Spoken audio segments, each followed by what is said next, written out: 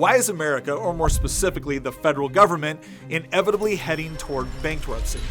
Now, we've all heard about politicians in Washington, D.C. spending trillions of dollars left and right and the ballooning federal debt in the process. But there's a dark secret about how the federal government funds itself, which almost no politician wants the American people to really understand. And that secret reveals a hidden danger that makes it almost inevitable that Washington, D.C. will one day completely run out of money. Well, kind of. So how exactly does the government itself go bankrupt? Let me explain how in a few easy-to-understand steps. First off, the federal government, like most people and businesses, has a budget. But unlike the rest of us, Washington has been running massive deficits for literally decades, spending way more money than it's bringing in. The annual federal deficit, currently over $1.7 trillion, means Congress needs people to loan them that staggering amount every single year just to keep the lights on. Now, you may be wondering, who's loaning them all this money? And historically, it's been major corporations, banks, and even foreign countries that have been buying federal treasuries, which are essentially government IOUs. However, things are starting to change. We're witnessing a shift globally as these major players are no longer as keen to buy up Uncle Sam's debt. It's like a giant game of musical chairs, and right now, there aren't enough buyers for the federal government's debt.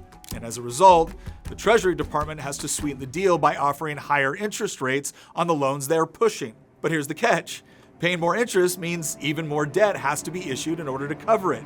It's a vicious cycle, and we're back to square one. Not enough buyers for the government's debt, and this is where things get tricky. But not to worry, Congress and the Treasury Department have a hidden solution to this problem called debt monetization. There's just one problem. This solution is so incredibly dangerous that it's actually outlawed in dozens of countries. So what exactly is it?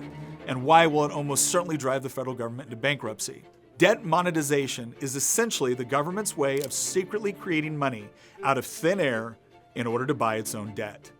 For more than a decade, the federal government has been funding itself in part through debt monetization. The Federal Reserve has been printing dollars by the trillions in order to buy up treasury bonds, thus giving Congress money to spend on whatever it is they want.